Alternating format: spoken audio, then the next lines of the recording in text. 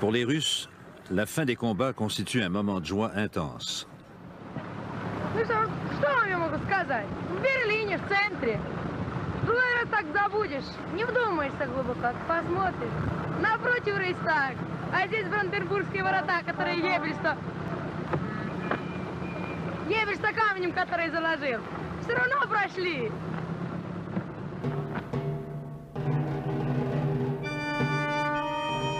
Berlin, le dernier champ de bataille.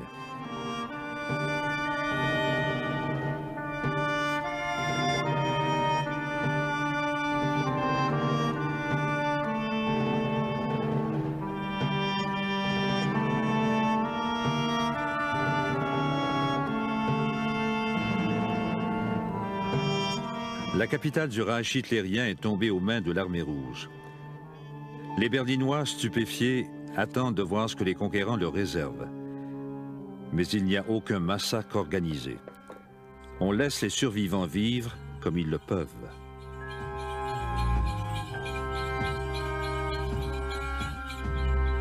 Staline ordonne même à ses troupes de ravitailler les Berlinois. Mais les soldats pillent les demeures et dans toute la ville, ils pourchassent les femmes.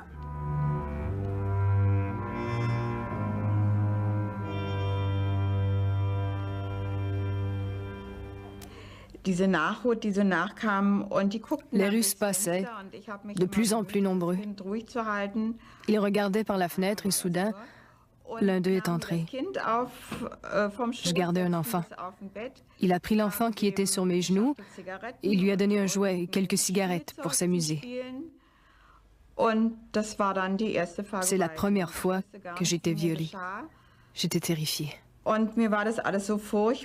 Après, je ne pouvais plus parler. Mich gar nicht richtig äußern.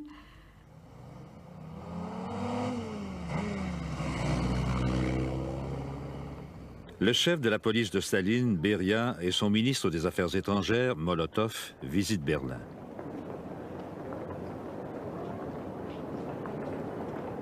L'Allemagne est divisée en 4 zones d'occupation et chacun des alliés occupe un secteur de la capitale allemande. Les Alliés ont décidé que l'Allemagne doit les dédommager pour la guerre. Le maréchal Zhukov a dit « Nous nous sommes battus longtemps et âprement. Nous avons pris Berlin. Nous avons le droit moral et légal d'exiger un maximum d'indemnisation. Nous ne savons pas ce que l'avenir nous réserve. »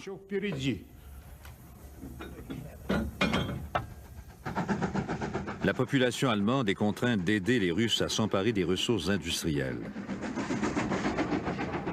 Et il n'y a pas que des machines. Des milliers d'ouvriers qualifiés et de scientifiques sont enlevés et emmenés en Union soviétique.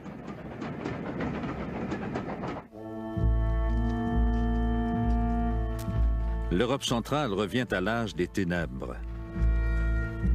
C'est un monde impitoyable, sans loi et sans abri. Un continent de nomades.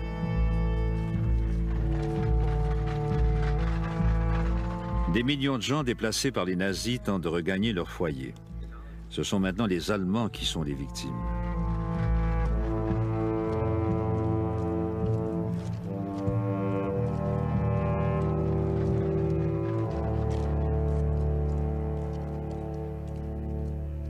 De la Méditerranée à la Baltique, les vainqueurs façonnent l'Europe à leur image. La Pologne, la route des envahisseurs vers la Russie, obsède Staline. La Pologne de l'Est est annexée par l'Union soviétique. En contrepartie, les Alliés déplacent tout le pays vers l'Ouest pour donner à la Pologne les territoires de l'Est de l'Allemagne. Les Allemands en sont expulsés.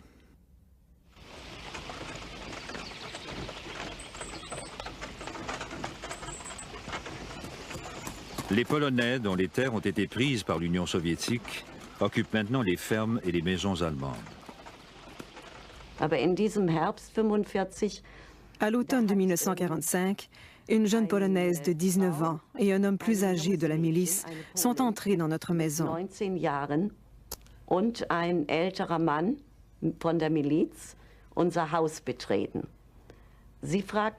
La fille a demandé « À qui appartient cette maison ?» Ma mère a répondu, c'est notre maison.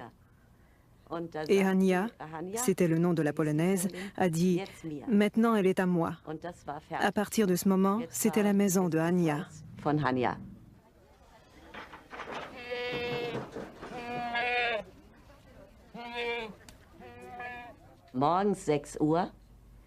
À 6 heures du matin, la milice est arrivée et on a frappé à la porte à coups de crosse de fusil. Dehors! Même si je n'étais qu'une enfant, j'ai su ce que ça voulait dire.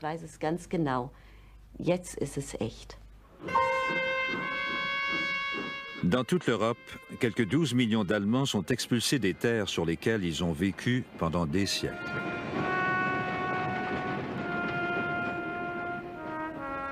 C'est ce qu'on appelle aujourd'hui l'épuration ethnique. À l'époque, les Alliés parlaient plutôt de transfert de population et les Britanniques aident les Allemands à partir.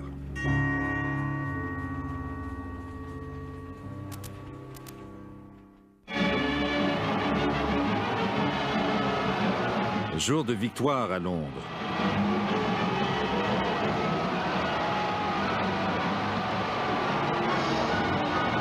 La Grande-Bretagne sort de 6 ans de guerre, soulagée mais épuisée.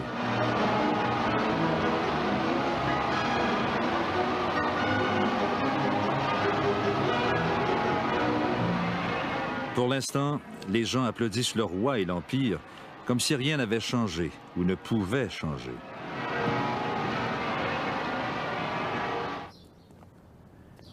Clement Attlee est le nouveau premier ministre du roi. Les électeurs britanniques ont élu la gauche et Churchill a été battu. En politique étrangère, le nouveau gouvernement travailliste s'agrippe à l'Alliance américaine. Ernest Bevin, le nouveau secrétaire aux Affaires étrangères, est un syndicaliste de carrière qui ne fait pas confiance aux communistes. Il a appuyé l'intervention de Churchill dans la guerre civile grecque. Les intérêts britanniques sont en jeu. Le conflit menace la route du pétrole britannique qui part du Moyen-Orient et traverse la Méditerranée.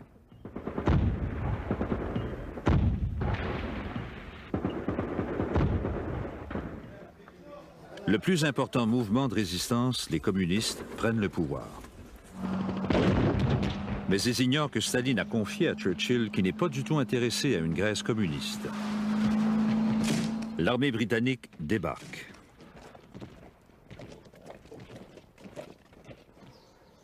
La guerre civile est longue et cruelle, mais Staline tient parole et abandonne les communistes grecs à leur sort.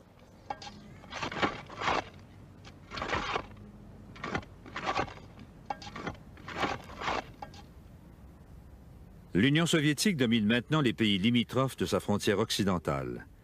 Au début, Staline n'impose pas un système soviétique à son nouvel empire. Il instaure plutôt des gouvernements de coalition pro-soviétiques. Mais les communistes s'assurent de garder la main haute sur la police et la sécurité. La conférence de Yalta a donné à la Russie le contrôle de l'Europe centrale. Nous savions très bien comment les Russes interprétaient la démocratie et tout le reste, mais nous étions des alliés dans une guerre. Nous ne pouvions pas simplement dire à Staline « Nous allons vous donner notre interprétation de la démocratie occidentale. Entérinez-la et dites que c'est votre propre interprétation. » Ce n'était pas possible. On a commencé à recevoir des télégrammes des représentants américains dans les pays qu'on allait appeler plus tard les pays satellites, concernant le comportement des troupes soviétiques envers la population en Pologne, en Bulgarie, en Roumanie et en Yougoslavie, et ainsi de suite. Il y avait de l'orage dans l'air. On craignait que tel ou tel membre important du parti paysan de la Bulgarie soit enlevé. Ou qu'ils disparaissent tout simplement, ou que d'autres personnages jugés inacceptables par les nouvelles démocraties populaires disparaissent.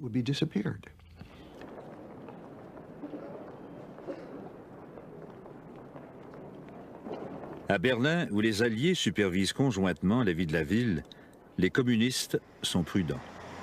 Le principe était de coopérer au début et petit à petit d'implanter le parti. d'en faire la meilleure organisation, la plus militante, la plus active, d'accroître graduellement son influence sur les autres partis pour en venir à contrôler toute la situation, mais de façon graduelle. Beaucoup d'Allemands ont très bien compris que le brun, la couleur des nazis, virait au rouge du jour au lendemain. Après tout, certaines méthodes étaient identiques, ou du moins très semblables, pour forcer les gens à faire des choses contre leur gré. La seule comparaison que je faisais, c'était toujours avec l'Union soviétique sous Staline. Par rapport à l'Union soviétique sous Staline, de 1935 à 1945, en Allemagne, de 1945 à 1946-1947, c'était merveilleux. Il y avait beaucoup moins de terreur que ce dont j'avais été témoin durant la décennie précédente en Union soviétique.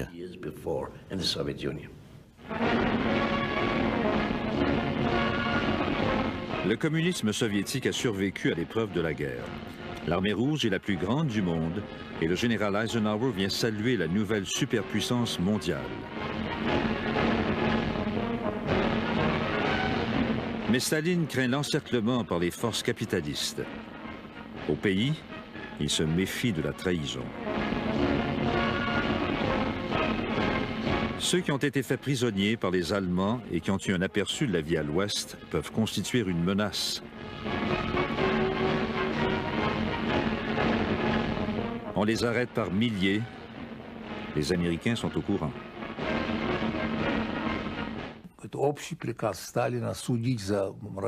Certains étaient là à la suite du décret général de Staline. D'autres étaient des déserteurs et des voleurs.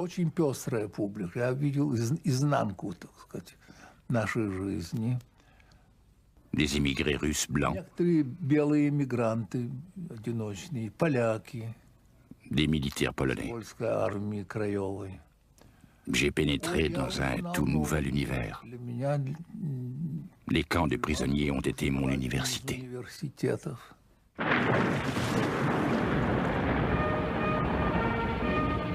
La Pologne. À Varsovie, ville dévastée, les Polonais commencent à déblayer les ruines. Ils ont combattu les Allemands sur chaque front, à l'Est comme à l'Ouest. Ils travaillent maintenant ensemble à la reconstruction de leur pays.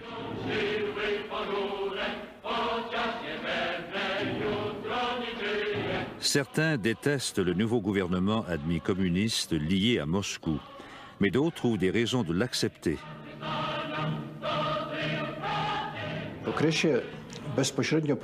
Le plus important pour moi, c'était que ma mère et ma sœur reviennent de Sibérie et que nous puissions commencer à reconstruire le pays.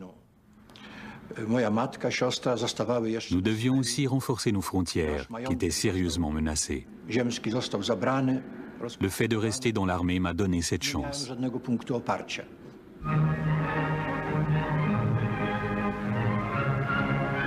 À Moscou, les nouveaux dirigeants fantoches de la Pologne sont invités à l'opéra.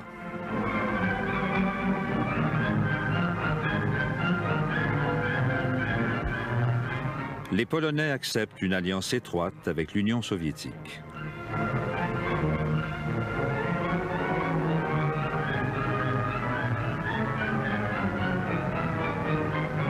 Staline promet de défendre les nouvelles frontières polonaises contre toute tentative allemande de recouvrement des territoires perdus.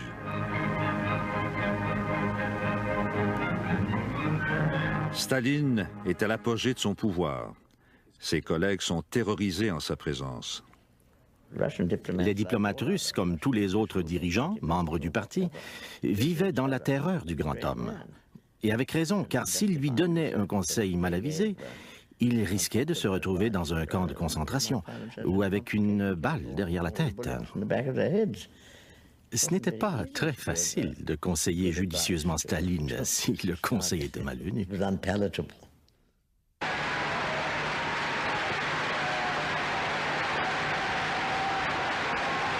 Pour marquer les élections soviétiques, Staline fait une apparition solennelle.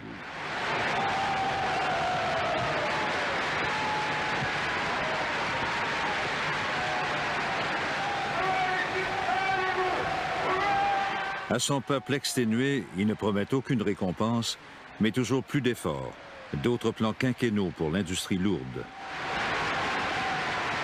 Et puis, en des termes nébuleux, il prévient que le capitalisme et l'impérialisme rendent d'autres guerres inévitables. Cela signifie-t-il la guerre entre l'Union soviétique et l'Occident? À l'étranger, on sonne l'alarme.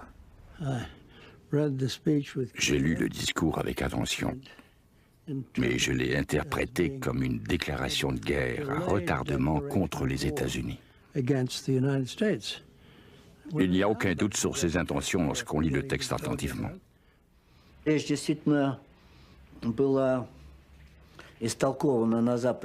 discours a été interprété à l'Ouest ni plus ni moins comme une prédiction de la Troisième Guerre mondiale.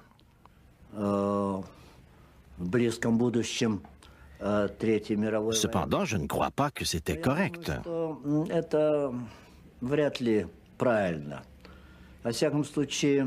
Staline n'a rien dit de nouveau ou de différent dans ce discours. Il a dit ce qu'il avait toujours cru, que face à l'impérialisme et au capitalisme, la guerre était inévitable. Ce que les Russes pensaient, et je crois que Staline pensait de même, c'est que le communisme allait un jour prévaloir pour devenir l'idéologie dominante dans le monde et que, graduellement, tous les pays allaient devenir communistes.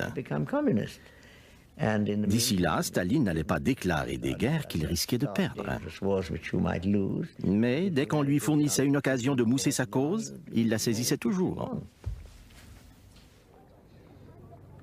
Staline a assoupli sa dictature durant la guerre, mais la guerre finie, il la resserre de nouveau.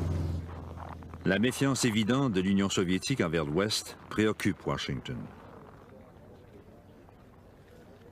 On demande à un diplomate américain à Moscou, George Kennan, ce qui se passe à son avis. Quand ils m'ont finalement fait parvenir un télégramme exprimant leur étonnement et leur inquiétude que les Russes tardent à joindre la Banque internationale, je me suis dit, bon sang, je ne peux pas répondre à ça simplement. Ils vont devoir me donner de l'espace. Je me suis assis et j'ai essayé de dresser un portrait de ce gouvernement qui émergeait de la guerre. L'une des forces de Kennan, c'est qu'il savait que la Russie dans laquelle nous vivions, la Russie soviétique de Staline, ou le communisme, comme les gens l'appelaient, puisait de bien des manières au passé russe. J'ai dû revenir à la case départ afin de tenter de leur dire des choses que je sentais qu'ils avaient oubliées durant la guerre. C'est-à-dire qu'ils avaient toujours affaire au même groupe de personnes qui avaient négocié avec Hitler, qui avaient essayé de négocier avec Hitler à nos dépens et qui n'avaient jamais changé d'opinion à notre sujet. Le télégramme que Kennan envoie de l'ambassade de Moscou est prémonitoire. Une prophétie de quelques 8000 mots qui prévient que l'Union soviétique a des visées expansionnistes dans le monde et qu'il faut la contenir. Le jour où ce télégramme a été rédigé, j'étais, malheureusement ou heureusement, de service ce soir-là dans le bureau des communications. Cela m'ennuyait quelque peu parce que j'avais un rendez-vous très formel ce soir-là. Il y avait un bal dans une autre ambassade et je voulais sortir le plus tôt possible. Vers 18h30 ou 19h, Georges s'est amené avec ce télégramme de 6 pages qu'il voulait envoyer. Je lui ai dit « Bien, envoyons-le demain ». J'ai tenté de le convaincre. Il a répondu « Washington le veut, il va l'avoir. Vous restez ici et vous l'envoyez ». Le télégramme de George Kennan sème l'émoi à Washington. Quelques jours plus tard, la pertinence de son message est renforcée lorsque Churchill arrive aux États-Unis à l'invitation du président Truman. Ils ont commencé par faire connaissance. Notre président a dit à M. Churchill, « Comme nous allons passer beaucoup de temps ensemble, j'aimerais que vous m'appeliez Harry. » M. Churchill a répondu, « Je serais heureux de le faire si vous m'appelez Winston. » M. Truman a répliqué, « Je ne crois pas pouvoir faire cela. » Il a ajouté, « Je vous considère comme le premier citoyen du monde et il m'est impossible de vous appeler Winston. » Ce à quoi Churchill a répondu, « Si vous ne pouvez pas m'appeler Winston, alors je ne peux pas vous appeler Harry. » Le président a conclu, dans ce cas, nous le ferons. Et ça a donc été Winston et Harry. Churchill doit prendre la parole devant un auditoire universitaire à Fulton, dans l'état d'origine de Truman. En privé, il informe Truman de ses propos. Le président n'est pas convaincu que les Américains sont prêts à une charge contre son allié soviétique de guerre et il laisse Churchill se mouiller seul.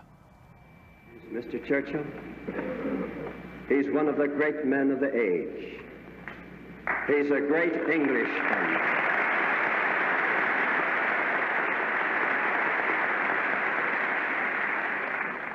He's a great Englishman, but he's half American.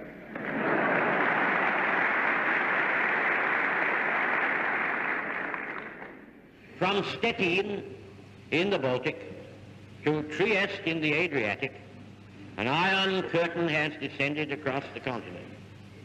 Behind that line lie all the capitals of the ancient states of Central and Eastern Europe. Except in the British Commonwealth and in the United States, where communism is in its infancy, the Communist parties, or fifth columns, constitute a growing challenge and peril to Christian civilization. Whatever conclusions may be drawn from these facts, in fact they are, this is certainly not the liberated Europe we fought to build up, nor is it one which contains the essentials of permanent peace. Aussitôt après, en réponse aux questions d'un correspondant étranger, Staline a comparé Churchill à Hitler. Il a condamné le discours de Churchill en disant qu'il s'agissait d'un appel aux armes contre la Russie soviétique. Depuis 1945, les États-Unis étendent leur influence et leur puissance partout dans le monde. Staline devient nerveux. Il fait pression sur la Turquie afin qu'elle accorde à l'Union soviétique une présence militaire dans les détroits des Dardanelles et du Bosphore. Les États-Unis et la Grande-Bretagne y voient une menace au canal de Suez. Ils sont déterminés à protéger la Turquie de toute ingérence soviétique. Lorsque l'ambassadeur turc à Washington meurt subitement, Truman dépêche le plus gros navire de guerre américain, le USS Missouri, pour remettre la dépouille à Istanbul. C'était un geste symbolique envers Staline. Ne bousculez pas la Turquie, parce que si vous bousculez la Turquie, nous serons là. L'Iran, comme la Turquie, a une frontière commune avec le sud de l'Union soviétique, et depuis des siècles, l'Iran est hostile à la Russie. Durant la guerre, les troupes soviétiques et britanniques ont occupé l'Iran pour protéger leurs réserves de pétrole. Elles y ont même célébré leur partenariat.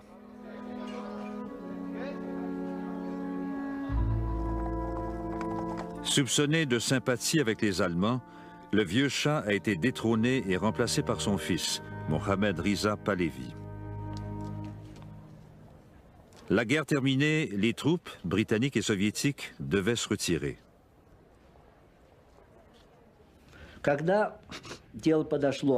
À l'échéance de l'occupation, Staline ne voulait plus partir.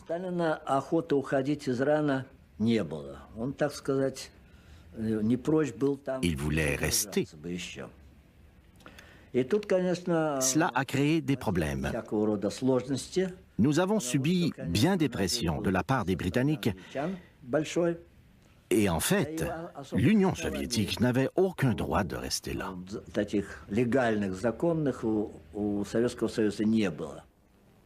La situation en Iran devient la première crise à laquelle est confronté le Conseil de sécurité des Nations unies. That's Mr. Gromyko proposing to the Security Council that the hearing of the Persian case should be postponed. L'Union soviétique tente de bloquer les discussions. Elle échoue. Mr. Gromyko and the other Russians then walked out. Their dramatic exit seems to have caused no obvious reaction at the time, though we can imagine what most of those present were thinking. One good thing, however, emerges from this incident. The Security Council had stood its ground. 6 semaines plus tard, Staline retire en grande pompe ses troupes de l'Iran. Mais le président Truman, ébranlé par son comportement, soupçonne Staline de vouloir dominer le monde. Il a dit « Je veux documenter nos inquiétudes. Revoyez les accords récents et soulignez une à une les violations des Soviétiques. »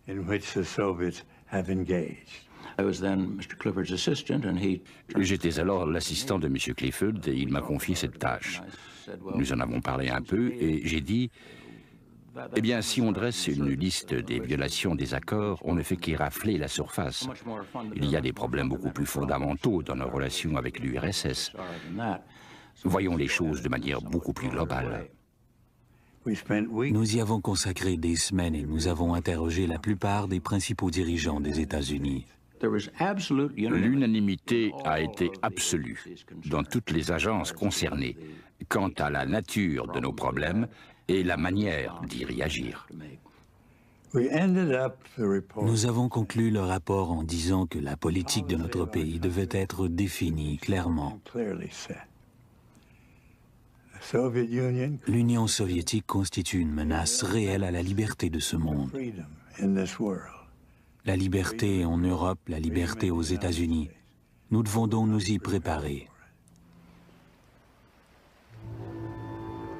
Le rapport Clifford-LC est tenu secret.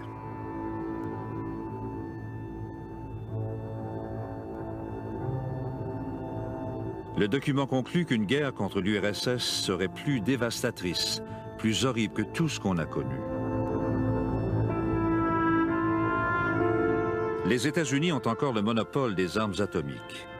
En juillet 1946, sur l'atoll de Bikini, dans le Pacifique, 2 bombes explosent. L'avertissement à Staline est clair. À partir de ce moment-là, les grandes puissances travaillent frénétiquement à mettre au point leurs propres armes atomiques et biologiques. À la conférence des ministres des Affaires étrangères à Paris, Molotov est résolu à maintenir l'Allemagne sous le contrôle conjoint des Alliés. Mais son vis-à-vis américain, le secrétaire d'État Burns, ne veut plus que l'Allemagne rembourse des dommages de guerre. Pour Molotov, Burns est trop préoccupé par l'opinion allemande. Il en est indigné.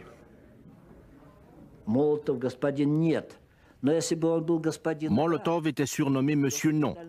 Mais s'il avait été un Monsieur Oui, Staline ne l'aurait pas gardé. Staline avait besoin d'un Monsieur Non, d'une personne capable de recueillir le maximum de renseignements sur la position de l'autre camp. Molotov poussait l'autre camp dans ses derniers retranchements. Quand il avait complètement épuisé ses méthodes, c'était au tour de Staline. Il revenait alors pour résoudre les problèmes avec un sourire amical. C'est à Paris que l'alliance de guerre commence à s'effriter. Les Américains et les Britanniques sont pressés de développer des économies stables dans leur zone en Allemagne sans ingérence soviétique. It is not in the interest of the German people or in the interest of world peace that Germany should become a pawn or a partner in a military struggle for power between the East and the West. J'ai écouté le discours de Burns à Stuttgart en l'appuyant fortement, car en fait, j'en avais écrit l'essentiel. Et ceux d'entre nous qui y avaient travaillé, ainsi que Burns, n'avions pas de sentiments anti-soviétiques. The American people want to return the government of Germany to the people of Germany. The American people want to help the German people to win their way back to an honorable place among the free and peace-loving nations of the world. En 1945, les Alliés avaient approuvé l'annexion par la Pologne des provinces de l'Est de l'Allemagne jusqu'à l'Oder et la Neisse. Mais aujourd'hui, James Burns laisse entrevoir que ces nouvelles frontières sont injustes pour l'Allemagne et qu'on pourrait les changer. Cette déclaration nous a choqués. Elle nous a incités à penser que notre frontière occidentale était remise en question par les Allemands et par les autres pays de l'Ouest.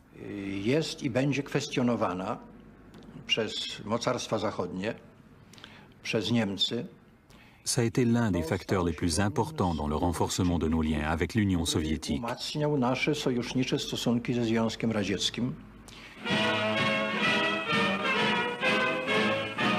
More pictures have arrived from Moscow. They show the everyday scene in the Soviet capital's famous Red Square. And what's in their shops? Well, here's a glimpse of the sort of things now on display. These new fashions, our cameraman tells us, are so expensive that they're quite beyond the means of ordinary people in Russia today. Le sort des citoyens ordinaires est bien pire que ce que l'on montre aux actualités. Les temps étaient très durs. J'avais un fils d'1 an et demi. Il avait coutume de prendre une assiette dans l'armoire pour me suivre en disant « Donne-moi, donne-moi ». Mais je n'avais rien à lui donner. Nous allions marcher pour acheter des aliments de cheval.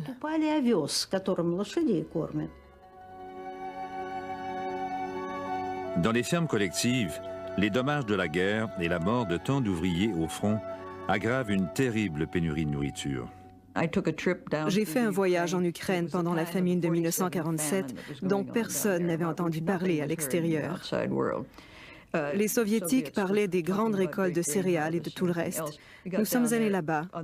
Lorsque le train s'arrêtait, on pouvait voir des enfants au ventre ballonné qui mendiaient du pain. Même à Odessa, les gens étaient étendus dans les rues devant les hôpitaux où on ne pouvait pas les admettre et ils mouraient de faim. La malnutrition était généralisée.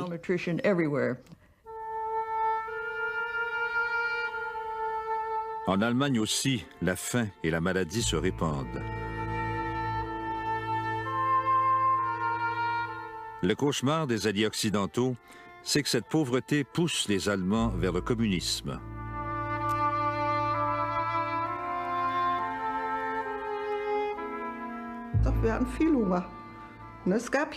Il n'y avait jamais assez de nourriture. Nous avions toujours faim. Dans ce temps-là, on partait à la recherche de nourriture. On allait voir des fermiers et on mendiait. On avait parfois quelque chose, d'autres fois, rien. Voici comment le général américain Lucius Lee commente la situation. Il n'y a pas de choix possible entre être un communiste à 1500 calories par jour et croire à la démocratie à 1000 par jour.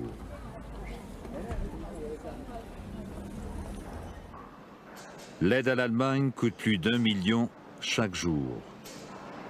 Mais les approvisionnements britanniques ne suffisent pas à sauver la vie de milliers d'Allemands qui meurent cet hiver-là par manque de nourriture et de combustible.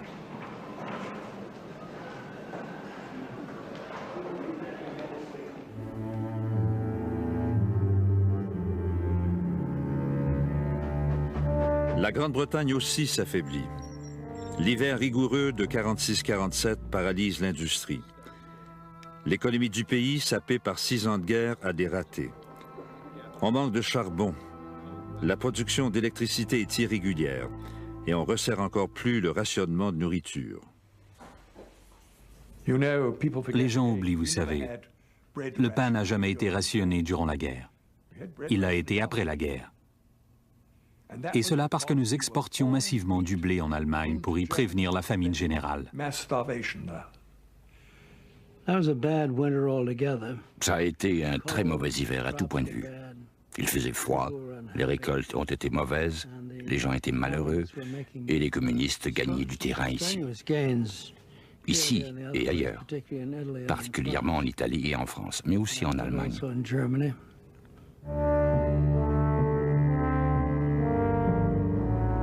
Les Britanniques ne peuvent plus respecter leurs engagements en Méditerranée. Ils préviennent les Américains qu'ils ont l'intention de se retirer. On a reçu le message, un message laconique. Il disait « La Grande-Bretagne retire son aide, tant économique que militaire, à la Grèce et à la Turquie. » Cela a tout simplement cristallisé les opinions au pouvoir exécutif que les États-Unis devaient agir et agir très, très vite.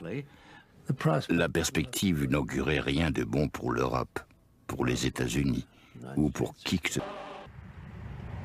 En février 1947, une crise financière contraint le gouvernement britannique à informer Washington qu'il met fin à son aide à la Grèce et à la Turquie.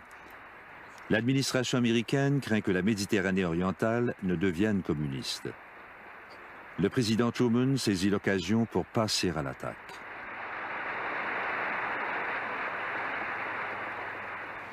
The free peoples of the world look to us for support in maintaining their freedoms.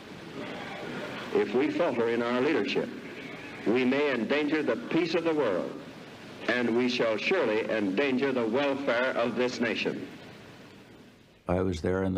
J'étais au balcon, je l'écoutais, c'est alors que j'étais frappé par la concentration totale et absolue des membres du Congrès. Toutes les personnes présentes ont compris qu'il s'agissait d'un événement historique majeur. I therefore ask the Congress to provide authority for assistance to Greece and Turkey in the amount of $400 million for the period ending June 30th, 1948. Pour la première fois, Truman précise qu'il s'agit d'un combat entre la liberté et la tyrannie, entre l'Occident et les communistes. Il doit persuader un Congrès souvent isolationniste d'agir. L'anticommunisme de la doctrine Truman y parvient. L'Europe, qui est parvenue à vaincre le fascisme au terme de 5 ans et demi de guerre, est en faillite. L'industrie, comme les maisons, sont en ruine. La population lutte pour sa survie.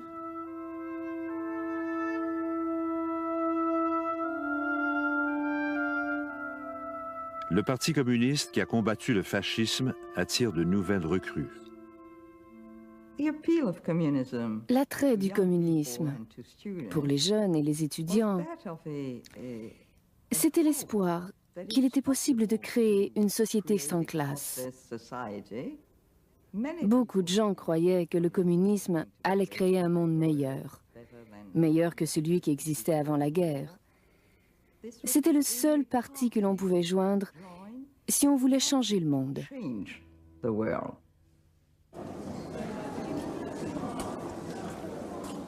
L'homme auquel Truman fait appel pour contrer la menace communiste est le tout nouveau secrétaire d'État, le général Marshall, le chef d'état-major de l'armée pendant la guerre.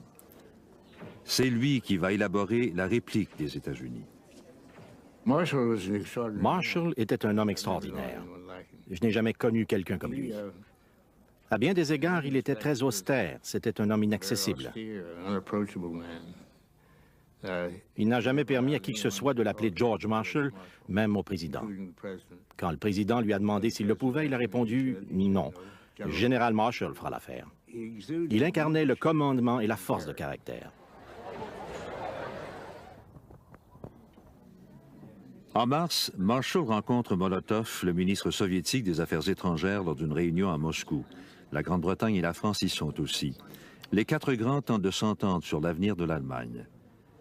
L'hospitalité russe a beau être chaleureuse, les semaines de réunion n'aboutissent à rien. Marshall a fait un dernier effort. Il a eu un entretien avec Staline au Kremlin. Et cet entretien a convaincu Marshall que ce que les Soviétiques voulaient, c'était gagner du temps afin que la situation en Europe occidentale et en Europe centrale devienne de plus en plus critique, que le milieu social se détériore de plus en plus. Les communistes se renforceraient et peut-être que les régimes communistes prendraient le pouvoir en Europe occidentale sans invasion de l'armée rouge.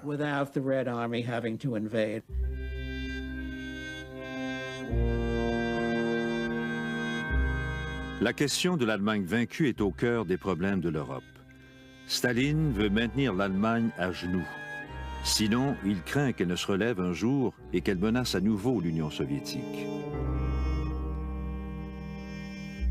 Les Américains estiment que le rétablissement de l'Allemagne est la première condition au redressement complet de l'Europe. Le général Marshall est maintenant convaincu qu'il faut agir rapidement. À son retour de Moscou, il commande au ministère des Affaires étrangères de commencer à élaborer un programme d'aide à l'Europe. Et il faudra investir des milliards. Le Congrès va-t-il approuver cette dépense énorme? The whole situation is critical in the extreme. We happen to be, very fortunately for ourselves, the strongest nation in the world today, certainly economically. And I think La situation est à ce point urgente que Marshall devance son plan. there will be requirements in this program. Il l'annonce lors d'une cérémonie à l'université Harvard. Aucune caméra n'est présente. Marshall propose à l'Europe une aide d'envergure, à grande échelle, et il invite les Européens à coopérer. Ernest Bevin, le secrétaire des Affaires étrangères britannique, réalise aussitôt l'importance du discours de Marshall. Il a toujours voulu impliquer les Américains dans la reconstruction de l'Europe. Quand Marshall a prononcé son grand discours à Harvard, Bevin a saisi l'occasion pour attirer du coup les Français. De cette alliance est né le programme de redressement européen et le redressement de l'Europe de l'Ouest. L'économie soviétique a désespérément besoin d'investissements elle aussi pour compenser les ravages de 4 ans de guerre en sol russe. En théorie, le plan Marshall est accessible aux pays de l'Est autant qu'à ceux de l'Ouest. Mais Staline va-t-il y participer? Staline était toujours méfiant et il n'a pas été très chaud dès le départ. Il a dit « Vous verrez, la situation est très différente du temps de la guerre, lorsque les Américains nous ont aidés avec le prêt-bail. Avec la doctrine Truman, ils ne veulent pas vraiment nous aider. Ils veulent juste éloigner les démocraties populaires de notre sphère d'influence, les gagner, les infiltrer et les éloigner de l'Union soviétique.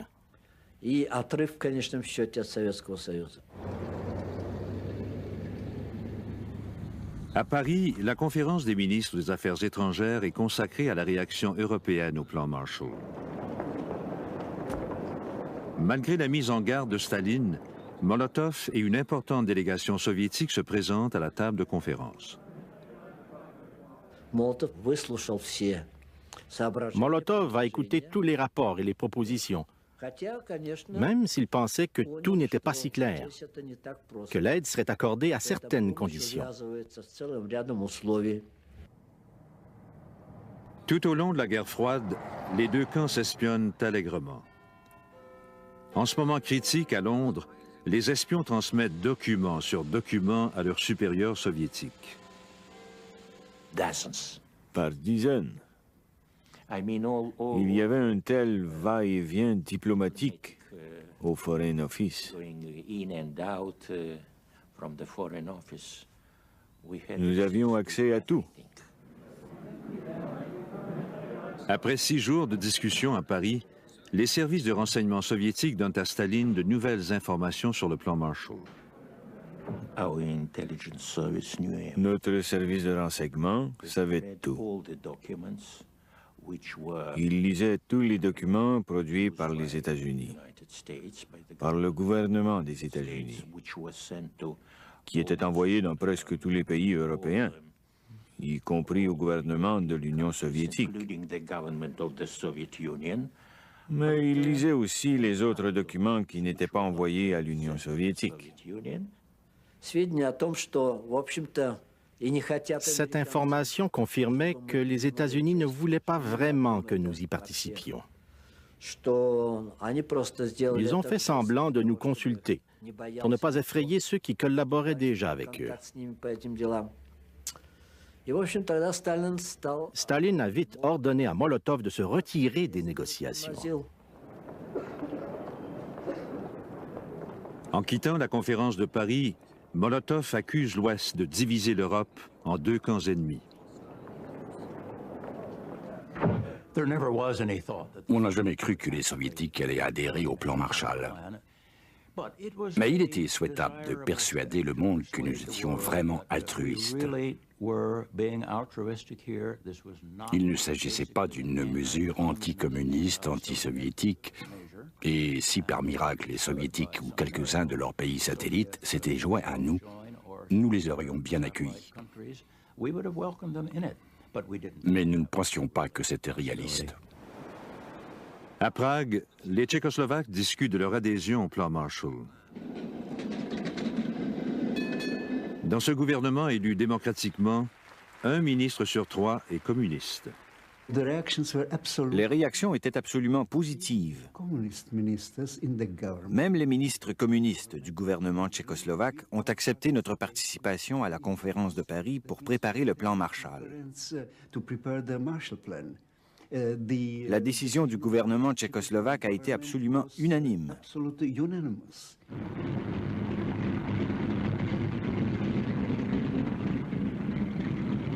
Staline convoque le premier ministre tchèque Klement Gottwald à Moscou.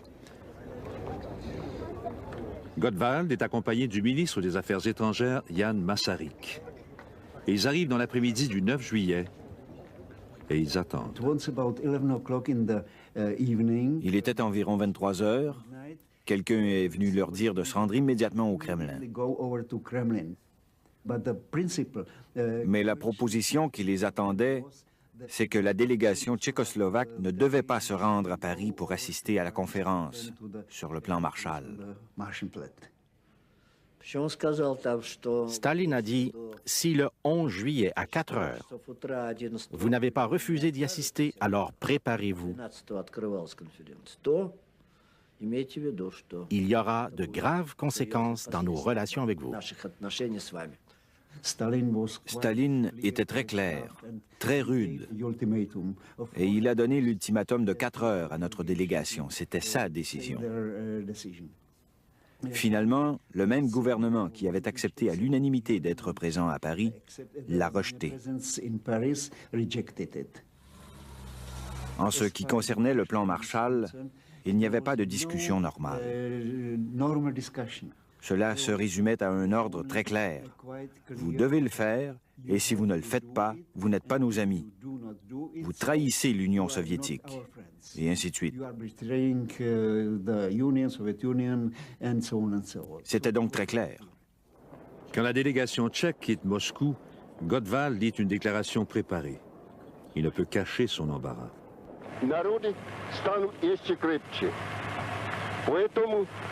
Да здравствует вечная дружба и союз Советского Союза и Чехословакии, да здравствует героический советский народ и его великий вождь генералиссимус Сталин. Masaryk est brisé par cette expérience. À sa sortie de l'avion, il a dit très clairement, « Je suis allé à Moscou en tant que ministre d'un État libre et je reviens l'esclave de Staline. » En septembre 1947, 16 pays européens signent le plan Marshall et demandent une aide de 20 milliards. L'Alliance occidentale commence à se forger. Les zones de conflit de la guerre froide se dessinent. La politique du plan Marshall était perçue en Union soviétique comme la volonté des Américains d'imposer leur influence sur les pays auxquels ils accordaient l'aide Marshall. L'Union soviétique ne pouvait accepter cela. Elle considérait qu'il s'agissait d'un acte d'agression de la part des Américains.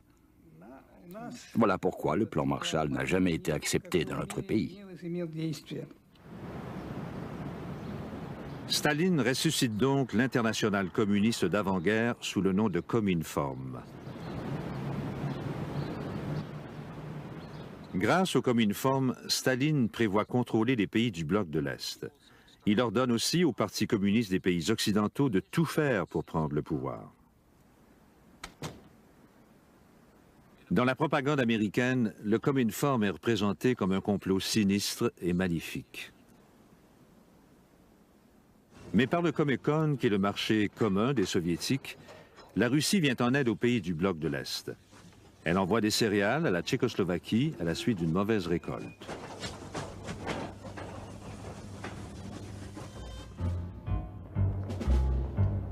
Février 1948, les communistes visent le pouvoir en Tchécoslovaquie. Les milices ouvrières défilent dans les rues. Ceux qui ne sont pas communistes sont arrêtés. Les comités d'initiative prennent le contrôle de la police et des syndicats ouvriers. Le président Beneš capitule. Le drapeau rouge flotte au cœur de Prague. En 5 jours seulement, les communistes renversent le gouvernement de la Tchécoslovaquie. Le régime de Staline est imposé aux Tchèques.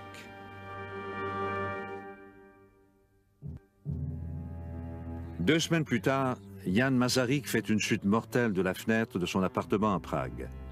S'est-il suicidé de désespoir ou l'a-t-on poussé?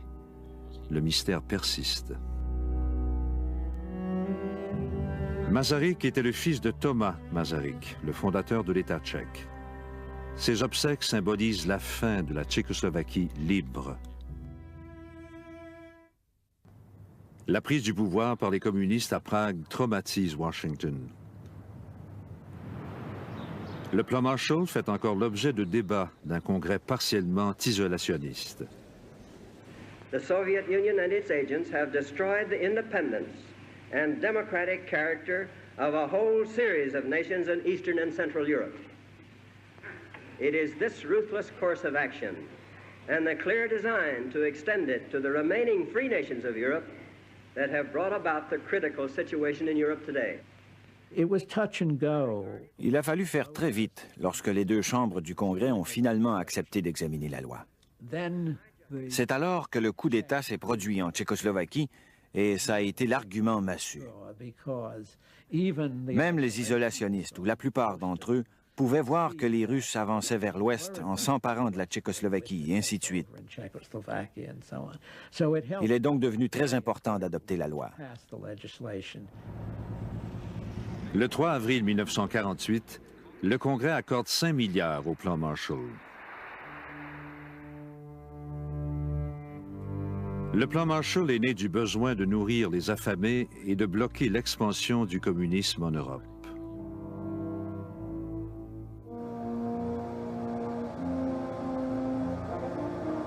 L'aide se compose à 20% de prêts et à 80% de subventions.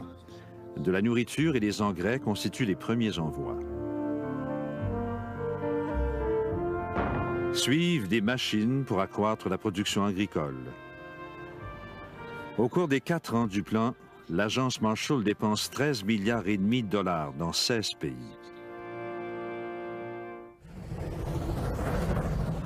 L'achat par l'Europe de marchandises et de machines américaines réinjecte une bonne partie de l'argent du plan Marshall dans l'industrie des États-Unis, ce qui alimente la vague de prospérité d'après-guerre.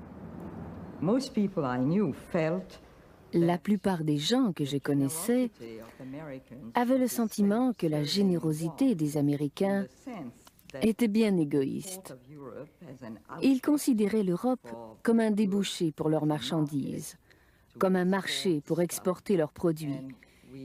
Et on s'en apercevait par le genre de marchandises qu'ils voulaient qu'on achète avec l'argent qu'ils nous avaient prêté.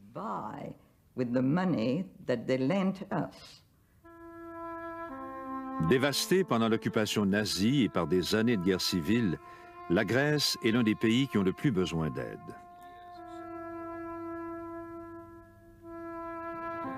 Dans le nord, les troupes gouvernementales pourchassent encore la guérilla communiste. La Grèce sortait de la guerre dans un état lamentable. 2000 villages avaient sans doute été rasés, brûlés en représailles par les nazis. Les conséquences de la guerre civile ont aggravé la dislocation effarante du tissu social.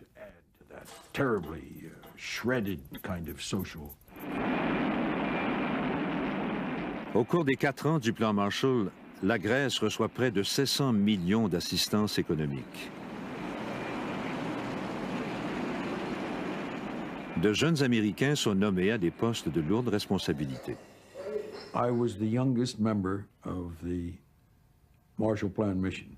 J'étais le plus jeune membre de la mission du plan Marshall en Grèce. J'y suis arrivé à l'âge de 23 ans et, à mon étonnement, un an plus tard, à 24 ans, j'étais chargé du programme d'importation grec.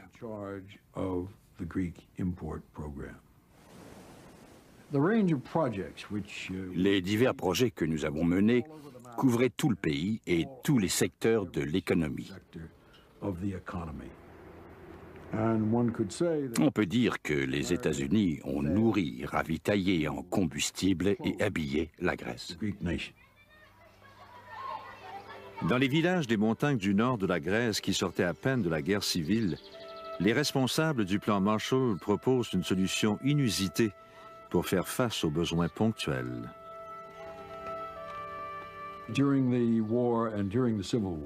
Pendant la guerre mondiale et la guerre civile, les animaux de trait ont été parmi les principales victimes. Nous avons décidé d'importer l'animal auquel nous étions le plus habitués, soit la mule du Missouri. Et la mule du Missouri n'est pas seulement têtue, elle est grosse.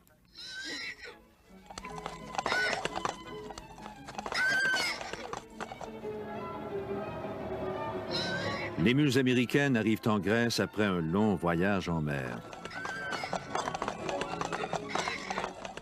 On pigeait un bout de papier sur lequel est inscrit le numéro de la mule, puis on allait voir le responsable.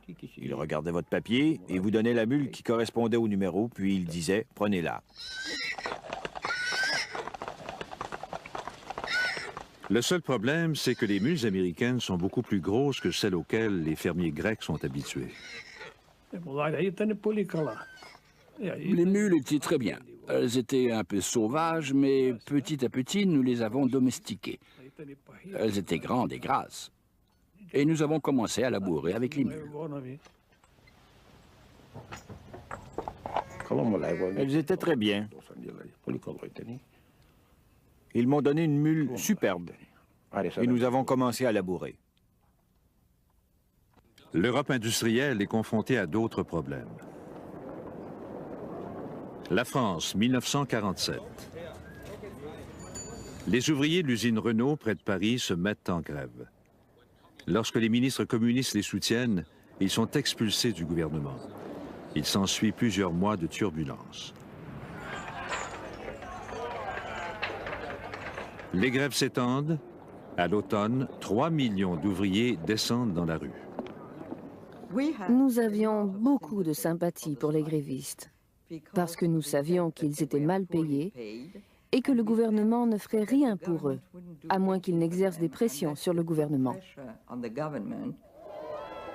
Les ministres craignent une guerre civile. Les États-Unis font clairement savoir à Paris que l'aide Marshall ne sera pas accordée à l'industrie française tant que le gouvernement ne contrôlera pas la menace communiste. Les actes de sabotage vont jusqu'à provoquer le déraillement d'un train express. 20 personnes en meurent. Les grévistes perdent l'appui de la population. Les troubles prennent fin. La 4e République française reçoit maintenant l'aide du plan Marshall, 2,7 milliards de dollars américains. La Grèce sortait de la guerre dans un état lamentable. 2000 villages avaient sans doute été rasés, brûlés en représailles par les nazis. Les conséquences de la guerre civile ont aggravé la dislocation effarante du tissu social.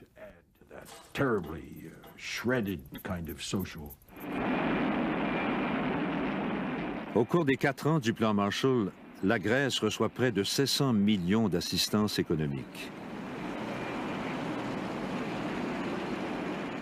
De jeunes Américains sont nommés à des postes de lourde responsabilité.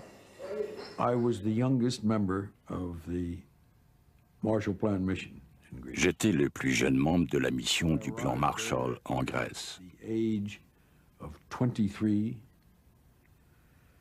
J'y suis arrivé à l'âge de 23 ans et, à mon étonnement, un an plus tard, à 24 ans, j'étais chargé du programme d'importation grec.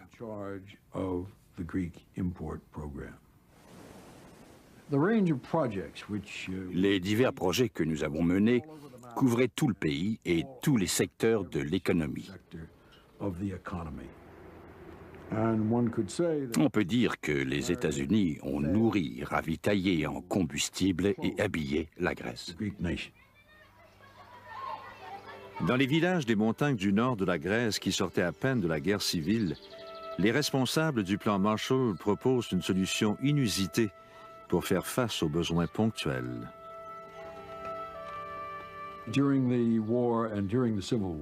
Pendant la guerre mondiale et la guerre civile, les animaux de trait ont été parmi les principales victimes. Nous avons décidé d'importer l'animal auquel nous étions le plus habitués, soit la mule du Missouri. Et la mule du Missouri n'est pas seulement têtue, elle est grosse.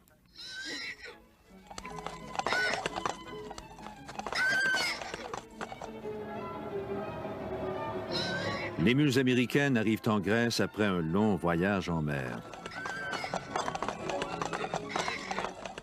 On pigeait un bout de papier sur lequel était inscrit le numéro de la mule, puis on allait voir le responsable. Il regardait votre papier et vous donnait la mule qui correspondait au numéro, puis il disait « Prenez-la ». Le seul problème, c'est que les mules américaines sont beaucoup plus grosses que celles auxquelles les fermiers grecs sont habitués. Les mules étaient très bien. Elles étaient un peu sauvages, mais petit à petit, nous les avons domestiquées. Elles étaient grandes et graves. Même les isolationnistes, ou la plupart d'entre eux, pouvaient voir que les Russes avançaient vers l'ouest en s'emparant de la Tchécoslovaquie, et ainsi de suite. Il est donc devenu très important d'adopter la loi. Le 3 avril 1948, le Congrès accorde 5 milliards au plan Marshall.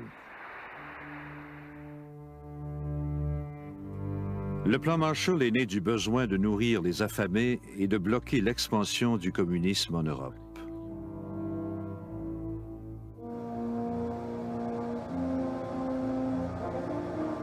L'aide se compose à 20% de prêts et à 80% de subventions. De la nourriture et des engrais constituent les premiers envois. Suivent des machines pour accroître la production agricole. Au cours des 4 ans du plan, l'agence Marshall dépense 13,5 milliards de dollars dans 16 pays.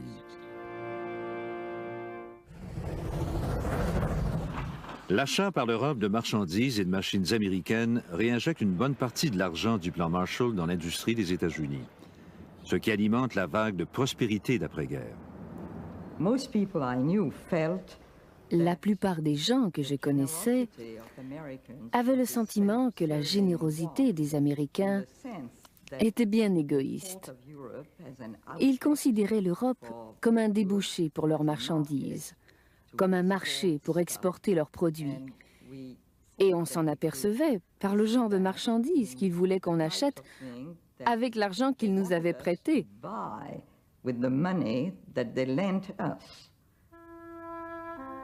Dévastée pendant l'occupation nazie et par des années de guerre civile, la Grèce est l'un des pays qui ont le plus besoin d'aide.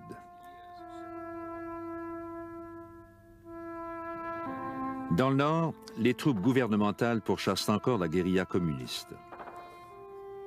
La Grèce sortait de la guerre dans un état lamentable.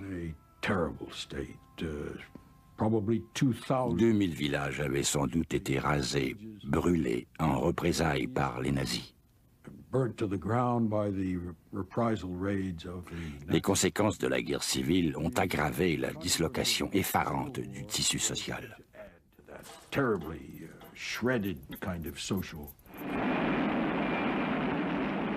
Au cours des 4 ans du plan Marshall, la Grèce reçoit près de 700 millions d'assistance économique. De jeunes Américains sont nommés à des postes de lourde responsabilité.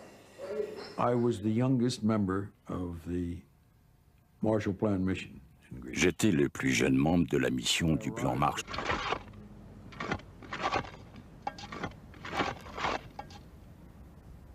L'Union soviétique domine maintenant les pays limitrophes de sa frontière occidentale. Au début, Staline n'impose pas un système soviétique à son nouvel empire. Il instaure plutôt des gouvernements de coalition pro-soviétiques. Mais les communistes s'assurent de garder la main haute sur la police et la sécurité. La conférence de Yalta a donné à la Russie le contrôle de l'Europe centrale.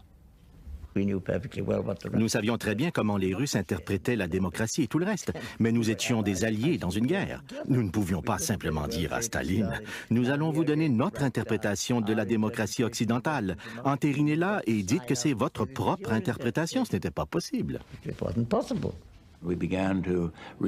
On a commencé à recevoir des télégrammes des représentants américains dans les pays qu'on allait appeler plus tard les pays satellites, concernant le comportement des troupes soviétiques envers la population en Pologne, en Bulgarie, en Roumanie et en Yougoslavie, et ainsi de suite. Il y avait de l'orage dans l'air. On craignait que tel ou tel membre important du parti paysan de la Bulgarie soit enlevé. Ou qu'ils disparaissent tout simplement. Ou que d'autres personnages jugés inacceptables par les nouvelles démocraties populaires disparaissent.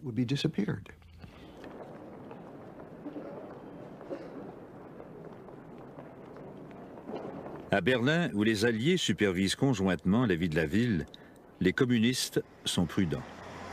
Le principe était de coopérer au début et petit à petit d'implanter le parti, d'en faire la meilleure organisation, la plus militante, la plus active, d'accroître graduellement son influence sur les autres partis pour en venir à contrôler toute la situation, mais de façon graduelle.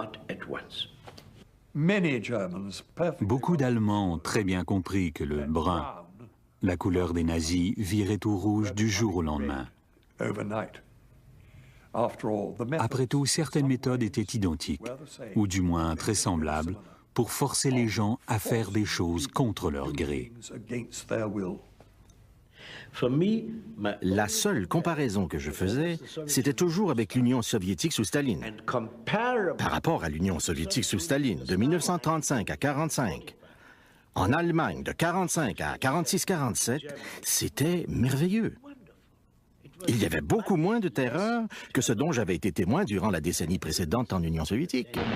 Mais Staline craint l'encerclement par les forces capitalistes. Au pays, il se méfie de la trahison. Ceux qui ont été faits prisonniers par les Allemands et qui ont eu un aperçu de la vie à l'Ouest peuvent constituer une menace. On les arrête par milliers. Les Américains sont au courant.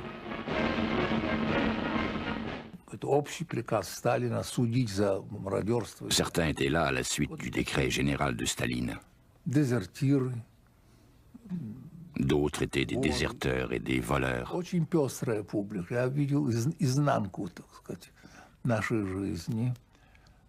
Des immigrés russes blancs. Des militaires polonais. J'ai pénétré dans un tout nouvel univers. Les camps de prisonniers ont été mon université.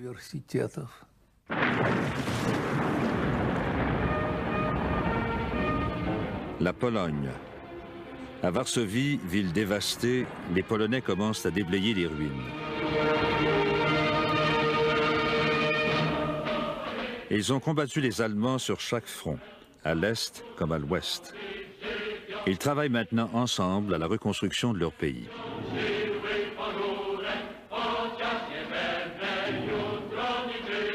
Certains détestent le nouveau gouvernement admis communiste lié à Moscou, mais d'autres trouvent des raisons de l'accepter.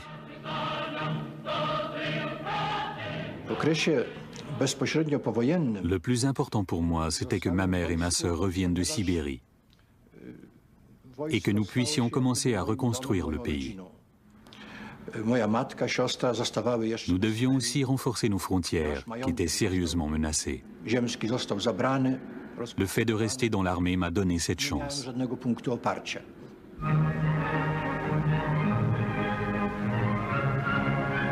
À Moscou, les nouveaux dirigeants fantoches de la Pologne sont invités à l'opéra.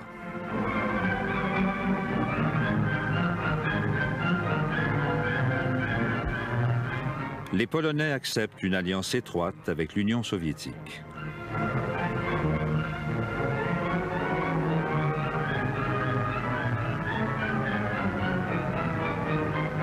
Staline promet de défendre les nouvelles frontières polonaises contre toute tentative allemande de recouvrement des territoires perdus.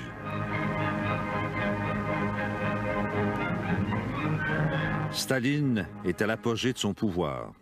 Ses collègues sont terrorisés en sa présence. Les diplomates russes, comme tous les autres dirigeants, membres du parti, j'étais chargé du programme d'importation grecque.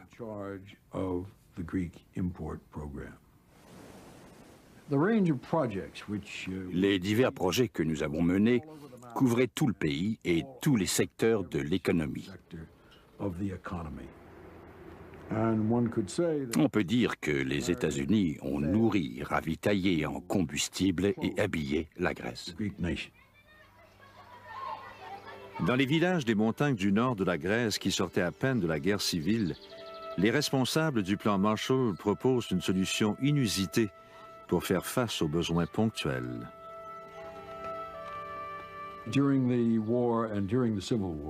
Pendant la guerre mondiale et la guerre civile, les animaux de trait ont été parmi les principales victimes. Nous avons décidé d'importer l'animal auquel nous étions le plus habitués, soit la mule du Missouri.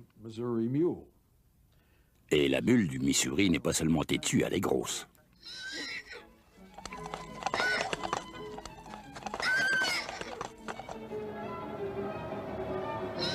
Les mules américaines arrivent en Grèce après un long voyage en mer. On pigeait un bout de papier sur lequel est inscrit le numéro de la mule, puis on allait voir le responsable. Il regardait votre papier et vous donnait la mule qui correspondait au numéro, puis il disait « Prenez-la ». Le seul problème, c'est que les mules américaines sont beaucoup plus grosses que celles auxquelles les fermiers grecs sont habitués. Les mules étaient très bien. Elles étaient un peu sauvages, mais petit à petit, nous les avons domestiquées. Elles étaient grandes et grasses. Et nous avons commencé à labourer avec les mules. Elles étaient très bien. Ils m'ont donné une mule superbe.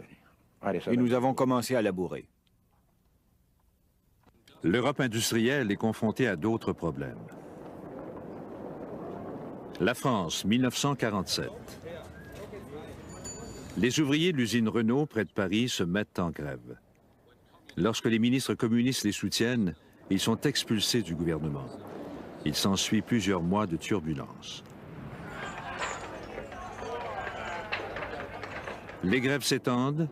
À l'automne, 3 millions d'ouvriers descendent dans la rue.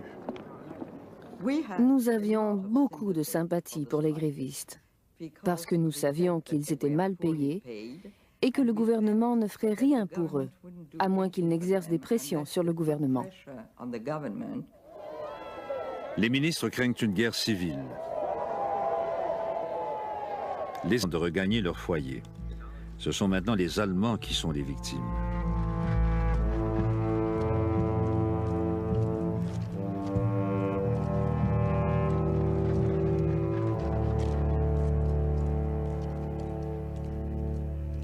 De la Méditerranée à la Baltique, les vainqueurs façonnent l'Europe à leur image. La Pologne, la route des envahisseurs vers la Russie, obsède Staline. La Pologne de l'Est est annexée par l'Union soviétique. En contrepartie, les Alliés déplacent tout le pays vers l'Ouest pour donner à la Pologne les territoires de l'Est de l'Allemagne. Les Allemands en sont expulsés.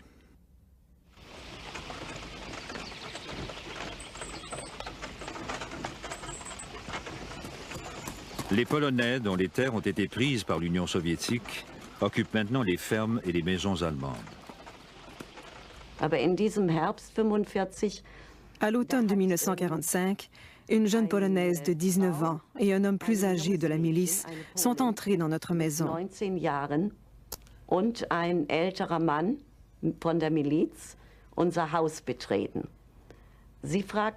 La fille a demandé « À qui appartient cette maison ?» Ma mère a répondu « C'est notre maison ». Et Ania, c'était le nom de la Polonaise, a dit « Maintenant, elle est à moi ». À partir de ce moment, c'était la maison de Ania.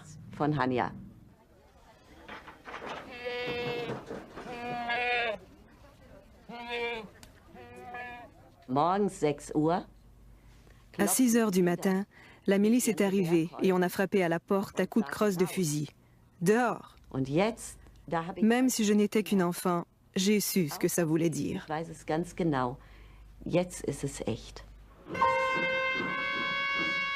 Dans toute l'Europe, quelques 12 millions d'Allemands sont expulsés des terres sur lesquelles ils ont vécu pendant des siècles.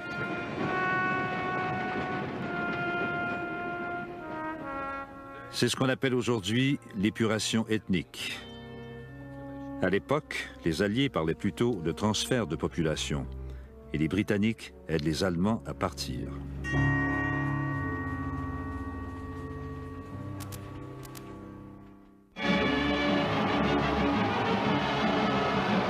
Jour de victoire à Londres.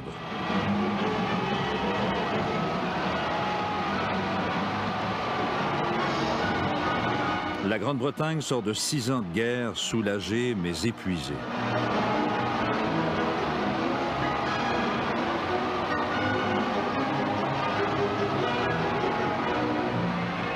Pour l'instant, les gens applaudissent le roi et l'Empire comme si rien n'avait changé ou ne pouvait changer. À Moscou, les nouveaux dirigeants fantoches de la Pologne sont invités à l'opéra.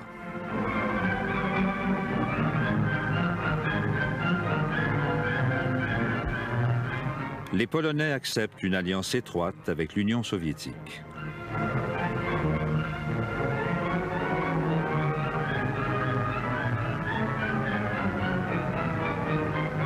Staline promet de défendre les nouvelles frontières polonaises contre toute tentative allemande de recouvrement des territoires perdus.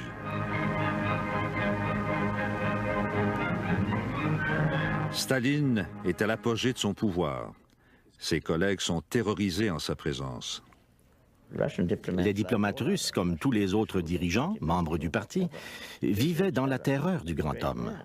Et avec raison, car s'il lui donnait un conseil mal avisé, il risquait de se retrouver dans un camp de concentration ou avec une balle derrière la tête. Ce n'était pas très facile de conseiller judicieusement Staline si le conseil était malvenu.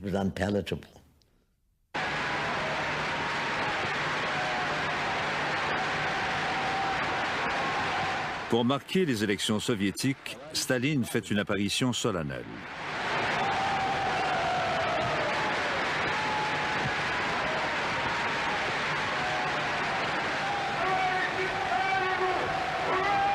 À son peuple exténué, il ne promet aucune récompense, mais toujours plus d'efforts, d'autres plans quinquennaux pour l'industrie lourde. Et puis, en des termes nébuleux, il prévient que le capitalisme et l'impérialisme rendent d'autres guerres inévitables. Cela signifie-t-il la guerre entre l'Union soviétique et l'Occident? À l'étranger, on sonne l'alarme. J'ai lu le discours avec attention, mais je l'ai interprété comme une déclaration de guerre à retardement contre les États-Unis. Il n'y a aucun doute sur ses intentions lorsqu'on lit le texte attentivement. Le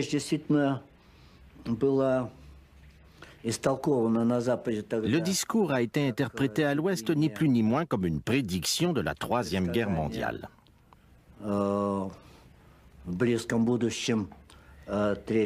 Cependant, je ne crois pas que c'était correct.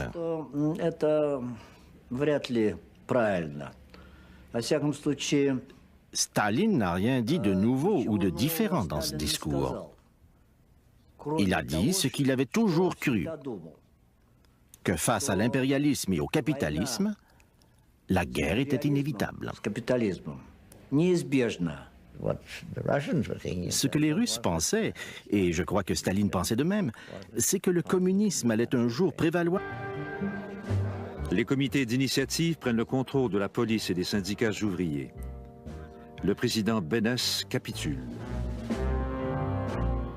Le drapeau rouge flotte au cœur de Prague. En 5 jours seulement, les communistes renversent le gouvernement de la Tchécoslovaquie. Le régime de Staline est imposée aux Tchèques.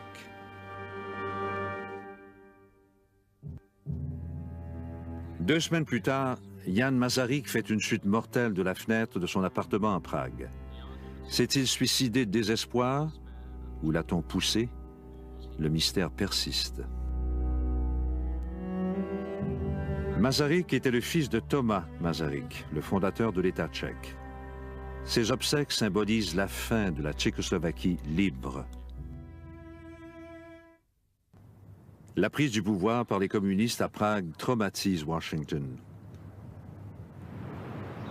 Le plan Marshall fait encore l'objet de débats d'un congrès partiellement isolationniste.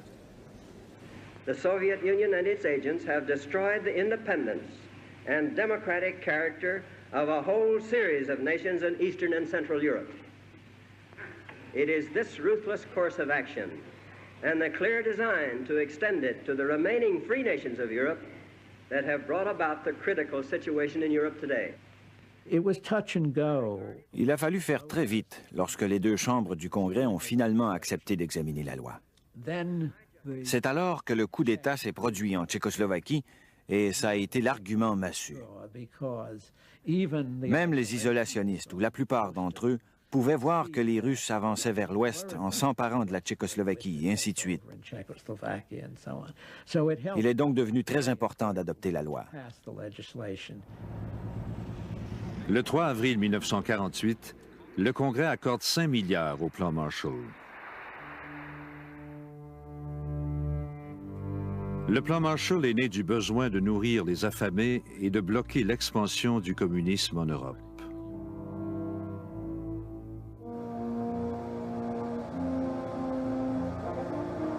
L'aide se compose à 20% de prêts et à 80% de subventions. De la nourriture et des engrais constituent les premiers envois. Suivent des machines pour accroître la production agricole. Au cours des 4 ans du plan, l'agence Marshall dépense 13,5 milliards de dollars dans 16 pays.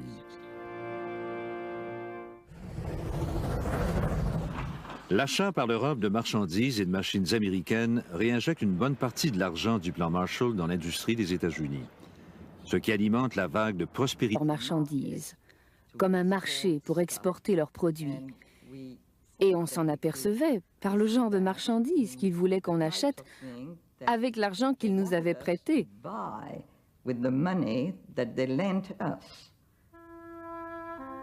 Dévastée pendant l'occupation nazie et par des années de guerre civile, la Grèce est l'un des pays qui ont le plus besoin d'aide.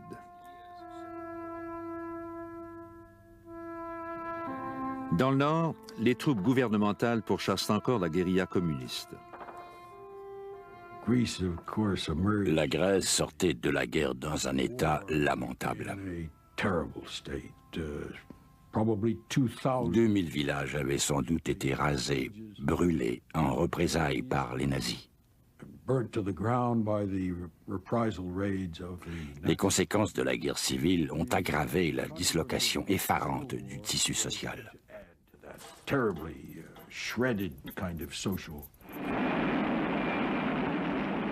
Au cours des 4 ans du plan Marshall, la Grèce reçoit près de 700 millions d'assistance économique. De jeunes Américains sont nommés à des postes de lourde responsabilité.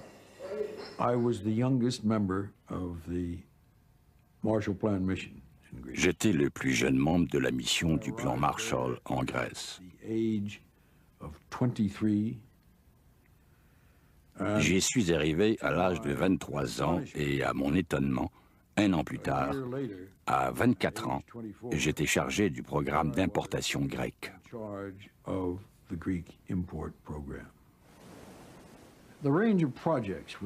Les divers projets que nous avons menés couvraient tout le pays et tous les secteurs de l'économie. On peut dire que les États-Unis ont nourri, ravitaillé en combustible et habillé la Grèce. Dans les villages des montagnes du nord de la Grèce qui sortaient à peine de la guerre civile, les responsables du plan Marshall proposent une solution inusitée pour faire face aux besoins ponctuels.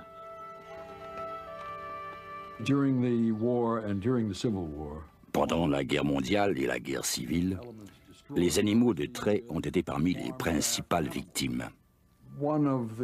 Nous avons décidé d'importer l'animal auquel nous étions le plus habitués, soit la mule du Missouri. Et la mule du Missouri n'est pas seulement têtue, elle est grosse.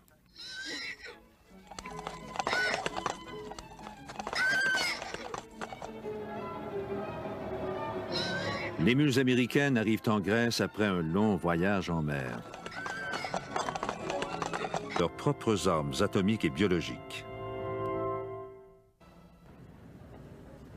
À la conférence des ministres des Affaires étrangères à Paris, Molotov est résolu à maintenir l'Allemagne sous le contrôle conjoint des Alliés. Mais son vis-à-vis américain, le secrétaire d'État Burns, ne veut plus que l'Allemagne rembourse des dommages de guerre. Pour Molotov, Burns est trop préoccupé par l'opinion allemande. Il en est indigné.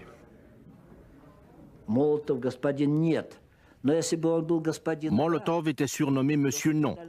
Mais s'il avait été un Monsieur Oui, Staline ne l'aurait pas gardé.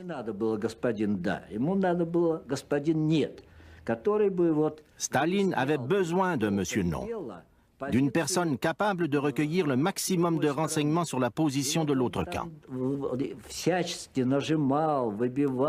Molotov poussait l'autre camp dans ses derniers retranchements. Quand il avait complètement épuisé ses méthodes, c'était au tour de Staline. Il revenait alors pour résoudre les problèmes avec un sourire amical. C'est à Paris que l'alliance de guerre commence à s'effriter. Les Américains et les Britanniques sont pressés de développer des économies stables dans leur zone en Allemagne sans ingérence soviétique.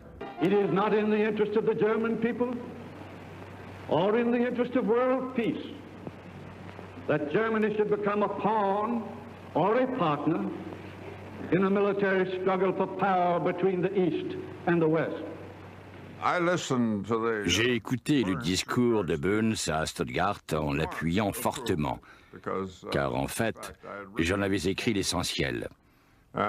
Et ceux d'entre nous qui y avaient travaillé, ainsi que Burns, n'avions pas de sentiments anti-soviétiques. The American people want to return the government of Germany to the people of Germany. The American people want to help the German people to win their way back to an honorable place among the free and peace-loving nations of the world. En 1945, les Alliés avaient approuvé l'annexion par la Pologne des provinces de l'Est de l'Allemagne jusqu'à l'Oder et la Neisse. Mais aujourd'hui, James Burns laisse entrevoir que ces nouvelles frontières sont injustes pour l'Allemagne et qu'on pourrait les changer. Cette déclaration nous a choqués. Elle nous a incités à penser que notre frontière occidentale était remise en question par les Allemands et par les autres pays de l'Ouest.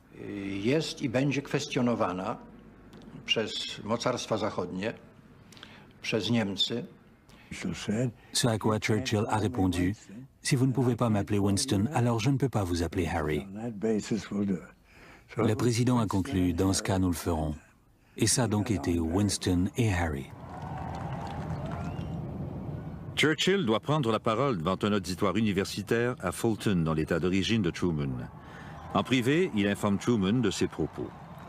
Le président n'est pas convaincu que les Américains sont prêts à une charge contre son allié soviétique de guerre et il laisse Churchill se mouiller seul. Mr. Churchill, he's one of the great men of the age. He's a great Englishman.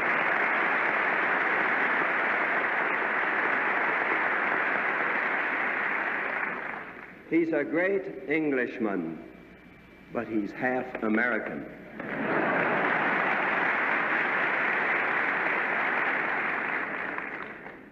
From Stettin in the Baltic to Trieste in the Adriatic, an iron curtain has descended across the continent. Behind that line lie all the capitals of the ancient states of Central and Eastern Europe.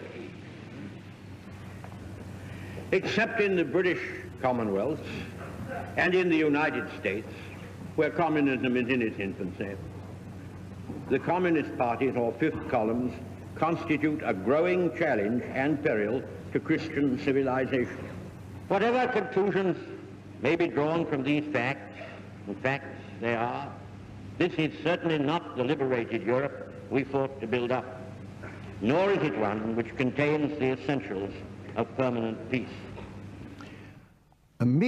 Aussitôt après, en réponse aux questions d'un correspondant étranger, Staline a comparé Churchill à Hitler.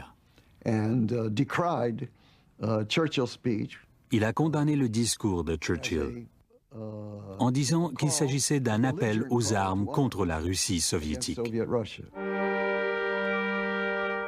Depuis 1945, les États-Unis étendent leur influence et leur puissance partout dans le monde. Staline devient nerveux. Il fait pression sur la Turquie afin qu'elle accorde à l'Union soviétique une présence militaire dans les détroits des Dardanelles et du Bosphore. Les États-Unis et la Grande-Bretagne y voient une menace au canal de Suez. Ils sont déterminés à protéger la Turquie de toute ingérence soviétique. Lorsque l'ambassadeur turc à Washington meurt subitement, Truman dépêche le plus gros navire de guerre américain, le USS Missouri, pour remettre la dépouille à Istanbul. C'était un geste symbolique envers Staline. Ne bousculez pas la Turquie. Staline convoque le Premier ministre tchèque Klement Gottwald à Moscou. Gottwald est accompagné du ministre des Affaires étrangères Jan Masaryk. Et ils arrivent dans l'après-midi du 9 juillet et ils attendent. Il était environ 23 heures. Quelqu'un est venu leur dire de se rendre immédiatement au Kremlin.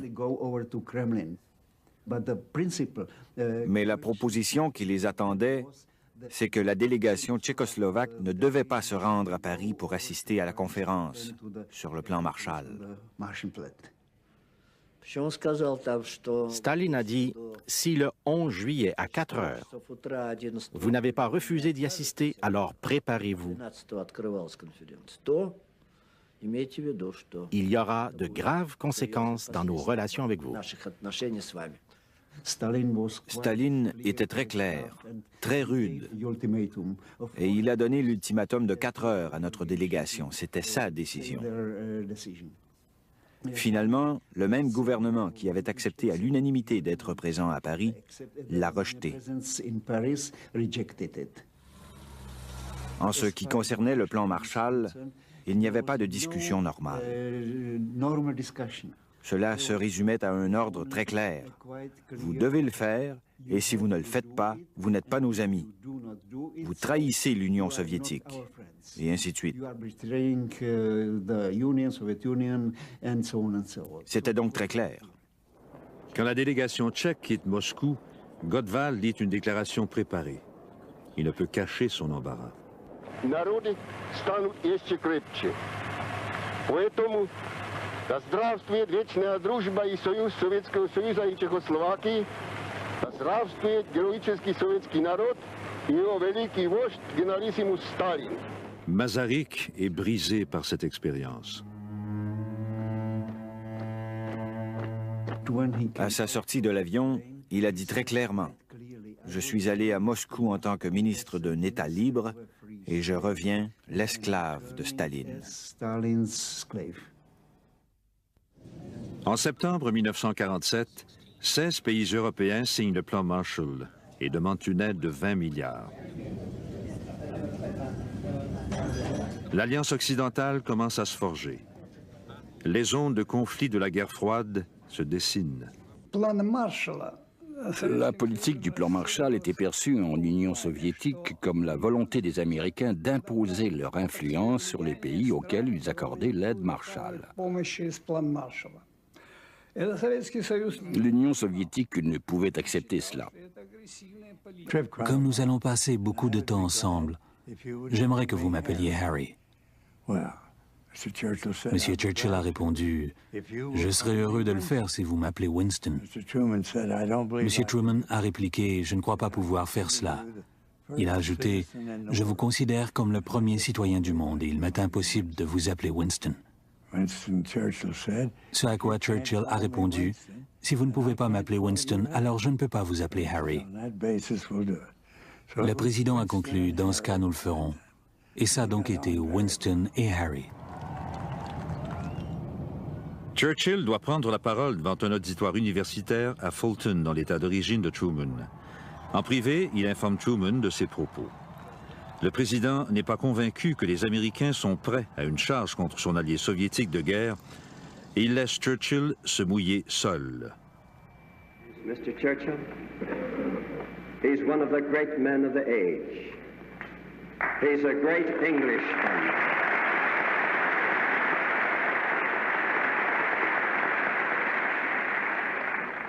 He's a great Englishman, but he's half American.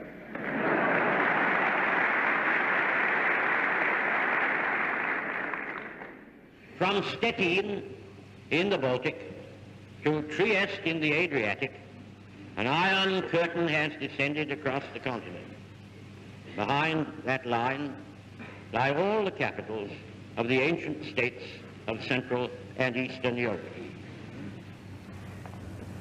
Except in the British Commonwealth and in the United States, where communism is in its infancy, the Communist Party, or fifth columns, constitute a growing challenge and peril to Christian civilization. Whatever conclusions may be drawn from these facts, in fact they are, this is certainly not the liberated Europe we fought to build up, nor is it one which contains the essentials of permanent peace. Aussitôt après, en réponse aux questions d'un correspondant étranger, Staline a comparé Churchill à Hitler. Il a condamné le discours de Churchill en disant qu'il s'agissait d'un appel aux armes contre la Russie soviétique. Depuis 1945, les États-Unis étendent leur influence et leur puissance partout dans le monde. Staline devient nerveux. Il fait pression sur la Turquie afin qu'elle accorde à l'Union soviétique une présence militaire dans les détroits des Dardanelles et du Bosphore. Les États-Unis et la Grande-Bretagne y voient une menace au canal de Suez.